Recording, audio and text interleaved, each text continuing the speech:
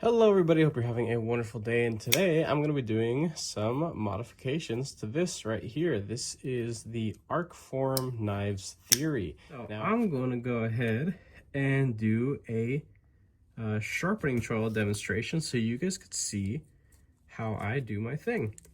Probably would be a good idea to shower after this or wear a hat or something, just because this shit gets everywhere. It does, but it's worth it. Now I understand we're kind of at a weird angle. It's because how I hold it, I don't typically put my knife in a vise. I actually hold it, barehanded essentially. One thing to watch out for, I'm gonna see if I can zoom in on this. That little line right there is what makes contact with the stop pin. Do not go anywhere near that. The goal is to chunk away essentially, that right there, what my thumbnail is covering. Because you could see after just 2 sharpenings, I've created a horrendous looking smile. And just for the sake of future sharpenings, I want to go ahead and just remove that anyway, as well as allowing for a more comfortable space as to choke up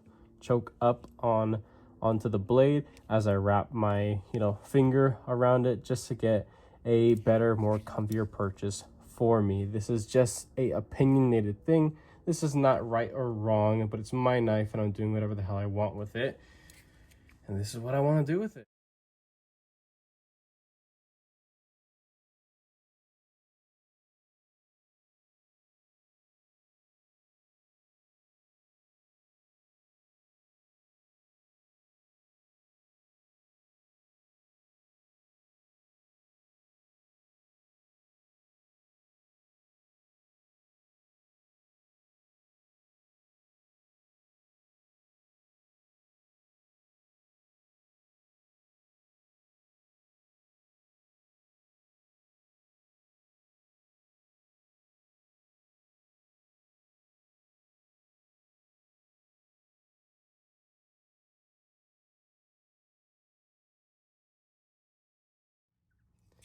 Alrighty, so all of the grinding is essentially done, and because the bit is spinning at such a high rate, it actually pretty much polishes the material there. As you could see, we stopped just a freaking hair right before the contact space. You can see that line right there.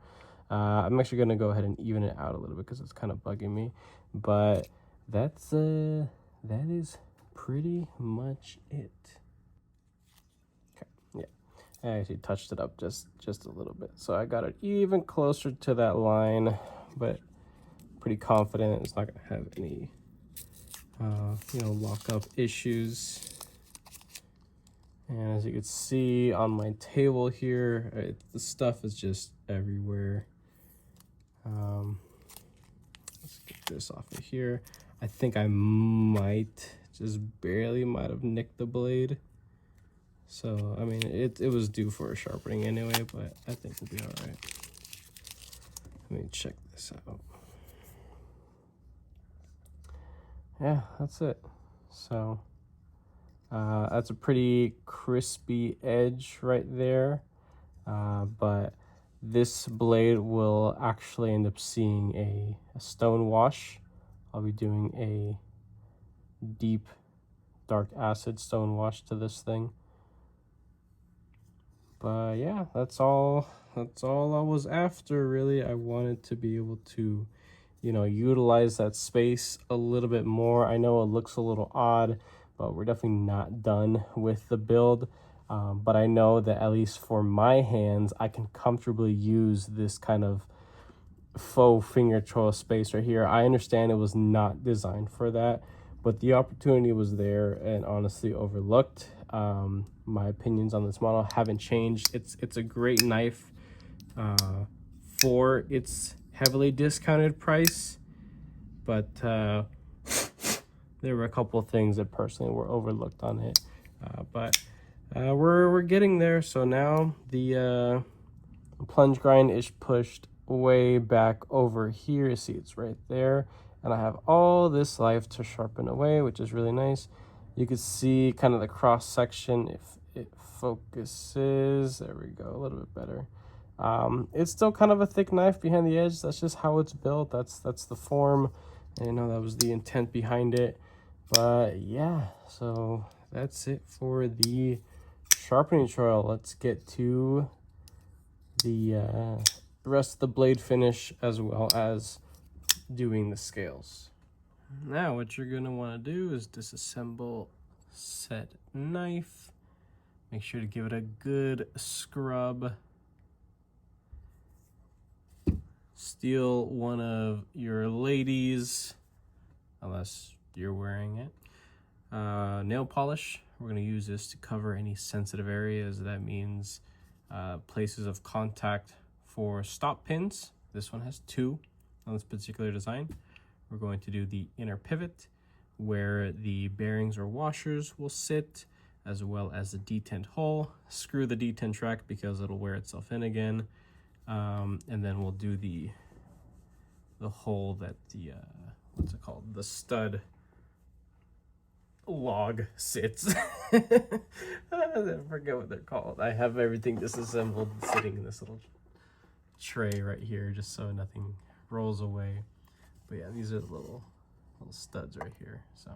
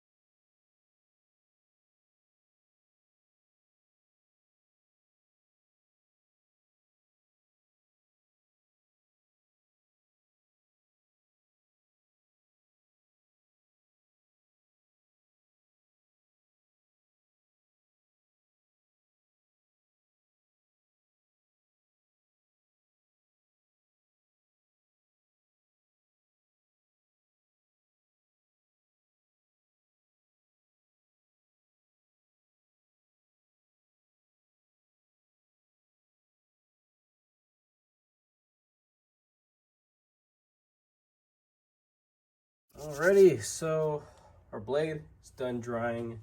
In this jar is ferrochloric acid at 100%. You can dilute it safely with water. Do not get this on your skin. It is an acid. If you have sensitive skin or a compromised immune system or just anything, it's just best to wear gloves. I ran out of gloves. So I'm going to be as careful as I can. I've done this plenty of times before. You will need a acid neutralizer in this little cut up water bottle right here. Super high tech, as you can see. It's just state-of-the-art materials here at NIC Blade Works. So acid neutralizer. This is literally just water and borax powder. Nothing special, nothing crazy, nothing high-end. Everything is available on my Amazon storefront. So strung up on some tie wire, we're going to go ahead and dump this in here.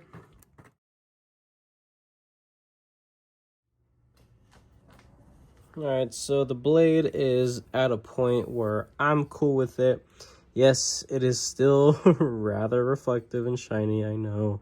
I did go ahead and leave it in the acid for another total of 5 minutes, actually. It was a lot longer than I thought, but I can definitely tell that the acid was working, because if you hear this,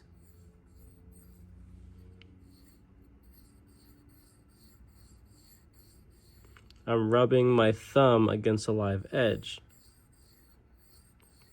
The edge is actually has been completely eaten away, as well as the leftover kind of crispy edge from when I did the Dremel work. You can see it is no longer polished right there. It is still reflective, yes. And that crispy corner right there has actually been knocked off. But everything else that needed to stay protected is, of course, still, coated. So in there, the actual flat grind itself, because it was a bead blast, it did darken up a little bit more than the satin. the satin like horizontal flat just got dulled out a little bit. I'm gonna go ahead and just move on to the next step. There's no point in just taking forever getting this thing darker. Could be achieved, but I'm cool with it as it is. This next step, you're gonna need a tumbler. If you don't have a vibratory tumbler, you can make one. It is super freaking easy.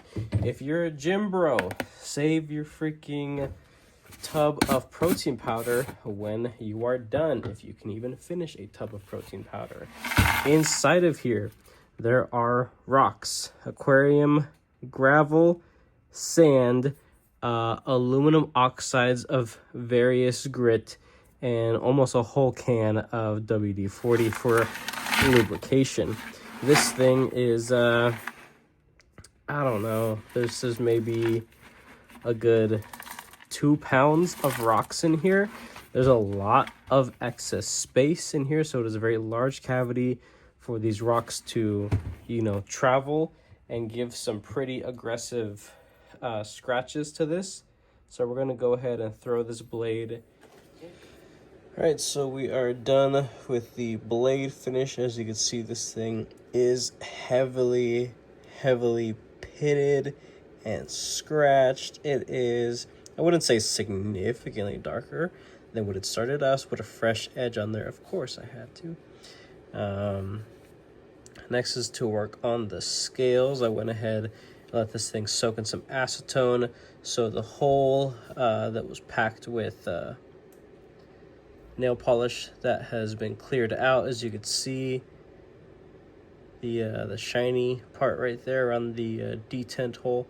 So it's perfectly protected, as well as where the the pivot barrel rests. That is all nice and clean. Take a look at the lock bar right there. Couple little spots right there, but I'm not too worried about it. But yeah. Okay, so I ended up doing something that I didn't think I was going to do today, but it came out so freaking good. I can't believe I've never done this before. I did my first run of stoned tie. Yes, it's just regular titanium. I just threw it in my tumbler and shook it around, and I got this just incredible distress pattern on it. I freaking love how these came out. I don't want to touch it because they're nice and clean, but you know, I can ding them around it and it doesn't freaking matter because they're already all scratched up. I mean, this is a build of a super user knife. So let's go ahead, throw these in here. This is at 64 volts. Let me go and pick it up real carefully. Throw this in here. Let's go ahead and connect. This pink has been a real freaking bother to get, but because of the highlights of the scratches, I really think it'll show through this time.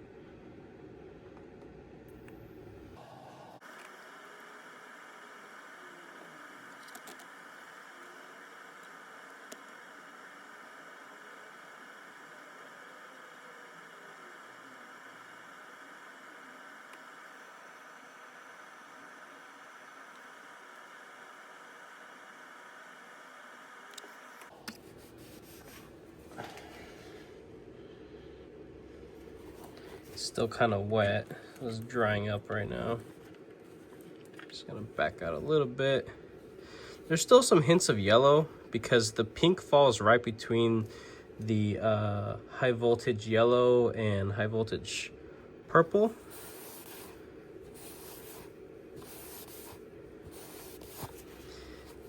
Damn, that's good looking.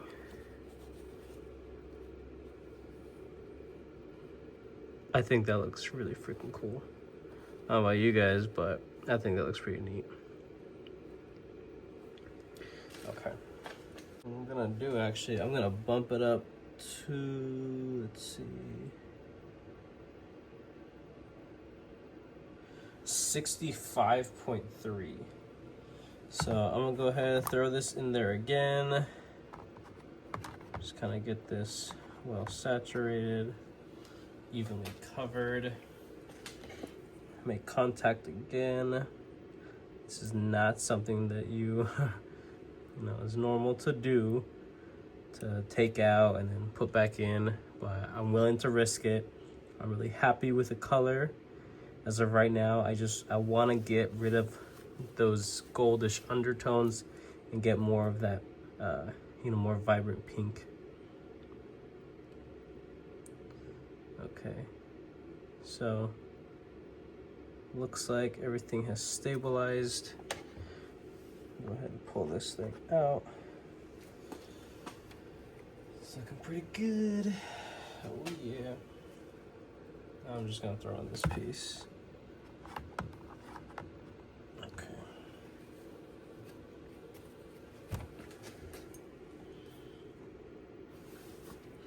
I'm gonna do a close-up so you guys can see, I guess, the color change happen. A lot of you guys have seen this like a bunch of times, but it always trips me out. Just trying to get the right exposure. Come on, there we go. Something like that. That looks all right.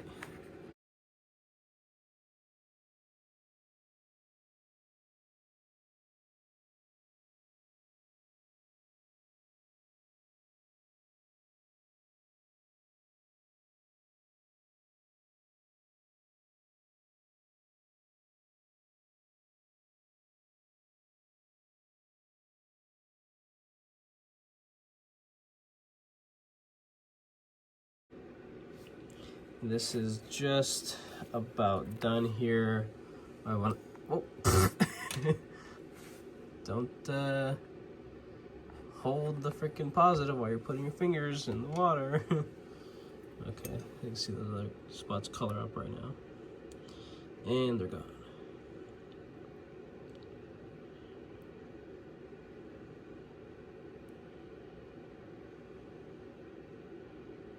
The electricity actually travels a little bit, even though I was holding the rubber part of the alligator clip. My other finger was in the water. I still felt like a tingling sensation in my fingertips. It was like when you pull on those prank gums, little shock gums. That's what it feels like, kind of.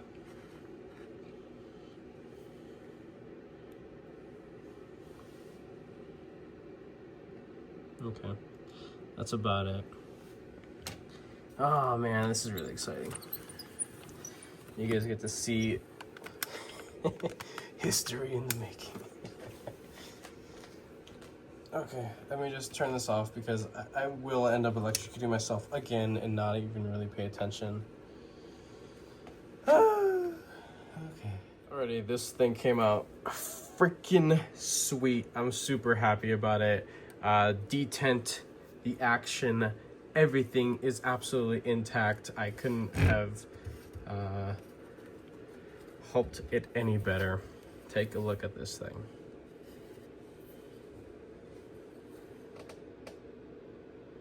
Just completely just rocked. Stoned. Yeah, this thing looks rough. That was the goal, right? That was the goal. Perfectly centered. I actually do have skiff bearings in here. I was rocking this with washers for the longest time, but I'm have some washers in here. I gotta place another order. If you guys are looking to get some stuff from Skiff Blade Works, go ahead and use my link and my discount code for 10% off your order, JTT10. Yeah. This thing came out freaking sweet. Heavily pitted and scratched M390 blade with a fresh edge. Very, very reflective. Believe it or not, that is only it was a 600 grit edge. Yeah, very reflective at 600 grit. Just very happy with how this thing came out. See the lockup, everything is exactly the same.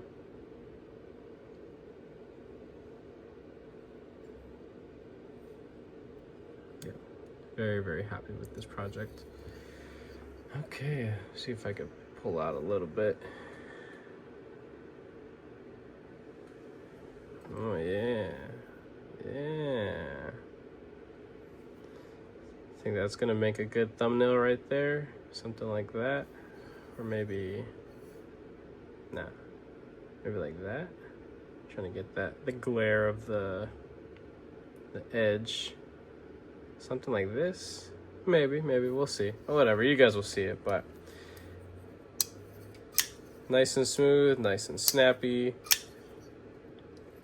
It's gonna have to work its way, back in again, because there were a couple little spots where there was, bleed through of the acid past the nail polish, but I'm not too concerned about it.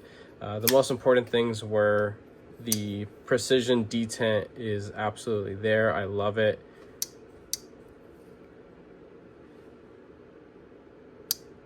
Yeah, sounds good. Perfectly centered. Everything went together really well. No weird, unnecessary markings or weird spots of discoloration. Everything is very consistent. I absolutely love how this thing came out. Really fun. I showed it to my wife and she was like, that's not a pink, that's like a mauve. Well, a mauve is between a pink and a purple, more of like a powdery kind of, but you can't get actually like a mauve pink without like specialized Cerakote, stuff like that. But for anodizing, for a cracked out ass garage setup, I think this was a success, absolutely. So if this video was educational in any way or entertaining in any way, go ahead and leave a like down below. If you are subscribed already, thank you so much. I appreciate all your support and your patience, of course. If you are not subscribed, please consider subscribing because I play more videos and content coming your guys' way. With that being said, I hope you have a wonderful rest of your day.